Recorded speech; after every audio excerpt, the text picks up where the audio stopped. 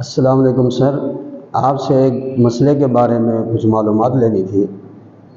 ماشاءاللہ آپ خود بھی ایجوکیشن سے تعلق رکھتے ہیں بچوں کے حوالے سے، اور صاحب اولاد بھی ماشاءاللہ۔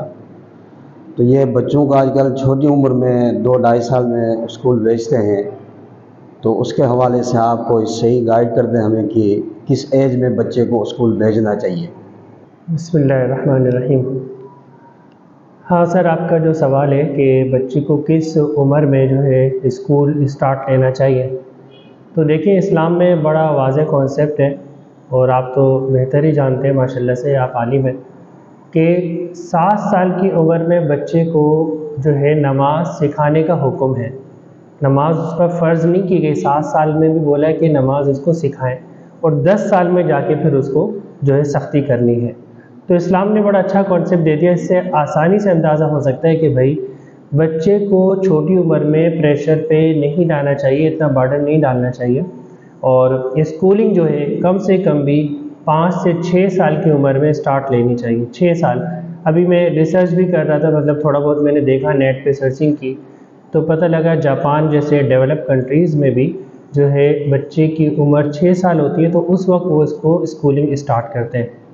تو یہاں پر ہمارے یہاں پاکستان میں 2.5 سال کے بچے کو بعض اوقات تو بچے کی پیدائش ہوئی ہے اور اس کا فارم جو ہے وہاں پہ جا کے جمع کرواتے ہیں کہ پھر ایڈمیشن نہیں ملے گا، 2.5 سال میں اسٹارٹ کرتے ہیں۔ اب اس سے کیا ہو رہا ہے دیکھیں کہ بچے کی اخلاقی تربیت ہو ہی نہیں رہی، کیونکہ بچے کی پہلی درسگاہ اس کے والدین ہیں، اس کی ماں ہے۔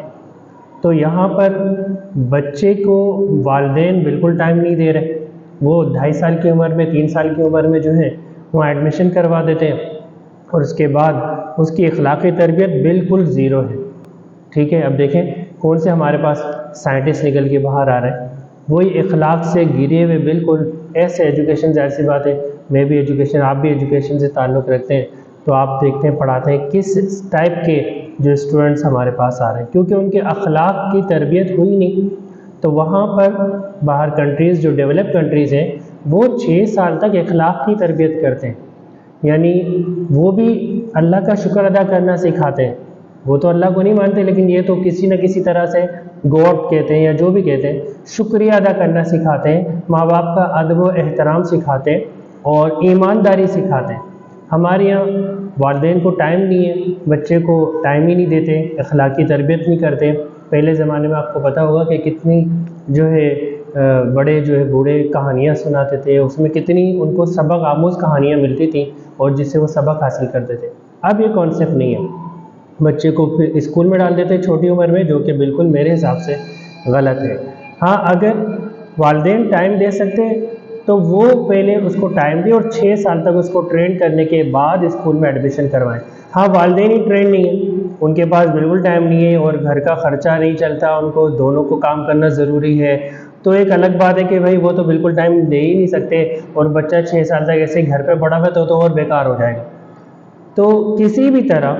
بچے کو، والدین کو ٹائم دینا چاہیے 6 سال تک، اس کے بعد اسکولنگ اسٹارٹ کرنی چاہیے، تو میرے خیال سے یہ زیادہ بہتر ہے۔